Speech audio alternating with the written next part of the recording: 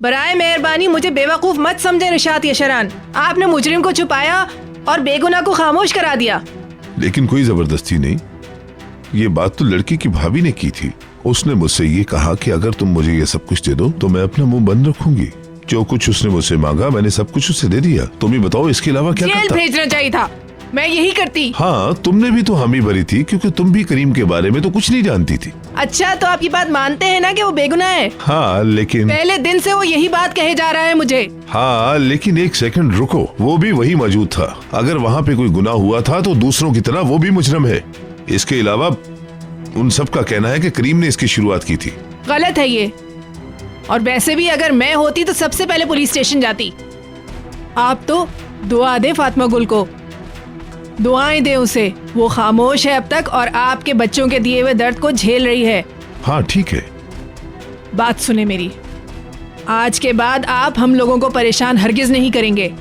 और उस आदमी को अच्छी तरह समझा दें, कहते हैं उसे कि हमारे सब्र का पैमाना लबरेज हो गया है, वो मेरे बच्चों से दूर रहे। आया समझ में? अब ये मेरे बच्चों पे बुरी नजर नहीं डाल सकता। देखो, मैं कसम खाता हूँ कि मैं उसके बारे में कुछ नहीं जानता हूँ। अब अगर आपके किसी आदमी ने हमें जरा भी नुकसान पहुंचाने की कोशिश की तो आइंदा नहीं होगा। याद रखिएगा, मैं पुलिस स्टेशन जाकर एक एक बात उन लोगों को तफसील से बता दूंगी और उनको कह दूंगी कि अगर हम लोगों को कोई नुकसान पहुंचा तो इसकी जिम्मेदारी आपके सर होगी। समझ गए आप? मैं वादा करता हूँ कि आइंदा ऐसा कुछ नहीं होगा।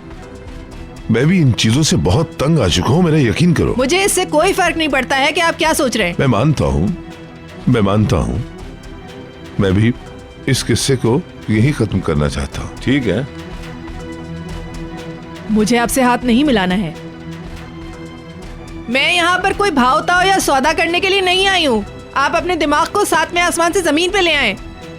आप गलत समझ रहे हैं मुझे। खामोश रहने वालों में से नहीं हूँ मैं। आपके किसी भी आदमी ने मेरे घर वालों को किसी तरह का कोई भी नुकसान पहुंचाने की कोशिश की तो समझ लें मैं फौरन पुलिस के पास जाऊंगी और फिर एक की पोल खोल दूंगी। देखो, मेरे सामने यहाँ 2 कॉन्ट्रैक्ट हैं और ये दोनों बिल्कुल एक जैसे हैं, समझ रहे हो?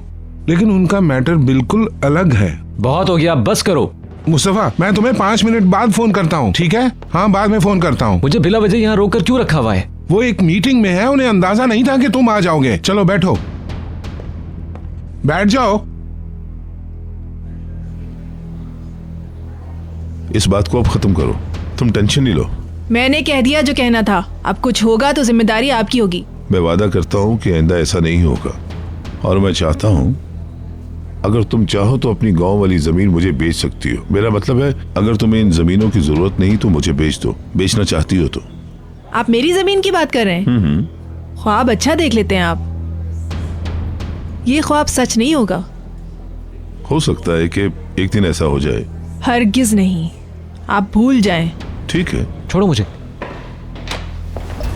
अंदर चलो, ड्रामा मत करो।